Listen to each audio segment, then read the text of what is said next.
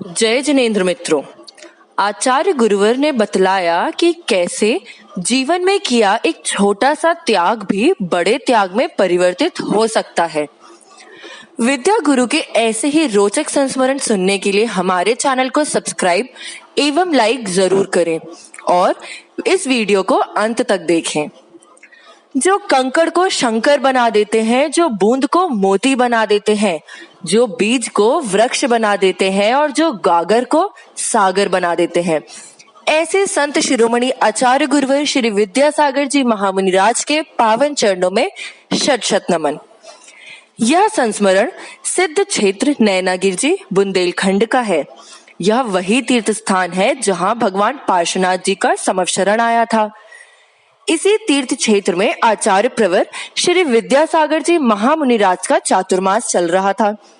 चातुर्मास के दरमियान एक श्रावक आहार दान देने की तीव्र भावना मन में लिए नैनागिर जी आया।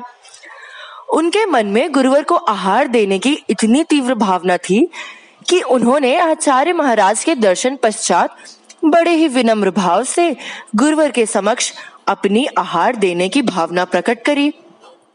साथ ही मुस्कुराते हुए यह भी कहा कि गुरुवर, मेरी आहार देने की तो भावना बहुत तीव्र है, परंतु मैंने सुना है कि नियम काफी कठिन होते हैं और मैं त्याग कुछ भी नहीं कर सकता। यह बात सुनकर आचार्य श्री जोर से मुस्कुरा दिए। बोले तो कुछ नहीं, क्योंकि वे तो अपनी मुस्कुराहट से ही सारी बातें कह दिया करते हैं। वह व्यक्ति कई दिनों तक नैनागिर जी में गुरुवर को आहार देने के भाव लेकर रुका रहा। फिर वह शुभ दिन आ ही गया जब उस श्रावक की चौकी में गुरुवर का पड़गाहन हुआ। गुरुवर मंद मंद मुस्कान के साथ आहार लेते रहे और उससे कुछ त्याग भी नहीं कराया। इसलिए वह श्रावक अंदर ही अंदर बहुत खुश हो रहा था कि गुरुवर ने तो कुछ त्याग भी नहीं कराया और मुझे धन्य भी कर दिया। आहार पूर्ण हो जाने के पश्चात सभी जन आचार्य भगवान को मंदिर जी छोड़ने के लिए गए। तभी गुरुवर ने उन श्रावक से पूछा, वैसे आप करते क्या हैं?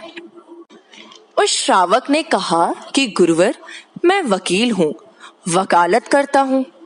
फिर आचार्य भगवान बोले, आप कुछ विशेष त्याग मत करिएगा, लेकिन विटामिन आर का तो त्याग कर ही सकते हैं।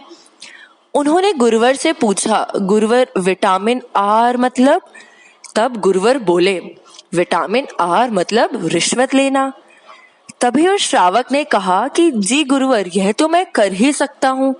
और उसी दिन से उन्होंने विटामिन आर मतलब रिश्वत लेने का त्याग कर दिया। आचार्य श्री जी ने बोला, देखो वकील साहब, आप जिस किसी से रिश्वत लेते हो तो उसका दिल तो जरूर दुखता होगा। दुख होने से हिंसा हो गई। आपने जब रिश्वत लेने का त्याग किया तो आप हिंसा से बच गए। आपका अहिंसा अणुव्रत हो गया। रिश्वत लेने के लिए आपको झूठ भी तो बोलना पड़ता होगा। रिश्वत नहीं लेंगे तो आप झूठ भी नहीं बोलेंगे। यह सत्य अणुव्रत हो गया वकील साहब। रिश्वत लेना शासकीय कानून के विरुद्ध भी तो है। इसका मतलब यह कार्य चोरी हुई। आप इससे भी बच गए, अतः यह अचौर्य अणुव्रत हो गया।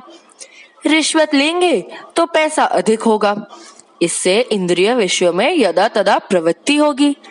विटामिन आर नहीं मिलेगा तो इससे भी बच जाएंगे। इसका नाम ही तो ब्रह्मचर्य अणुव्रत हो गया।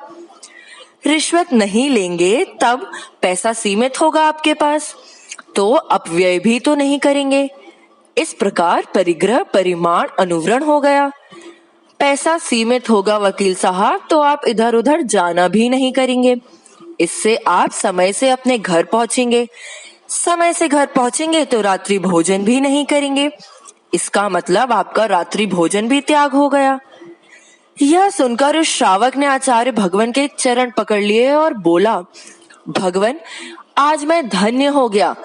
त्याग के नाम मात्र से डरने वाले मुझ अज्ञानी को आपने तो त्यागी बना दिया। दोस्तों, आचार्य गुरुवर की सादगी, सहजता, सरलता, सौम्यता एवं उपदेश हमारे जीवन को स्वर्ग बना सकते हैं।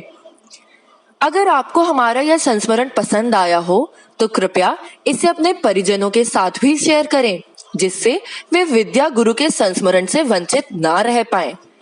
जय जिनेन्द्र।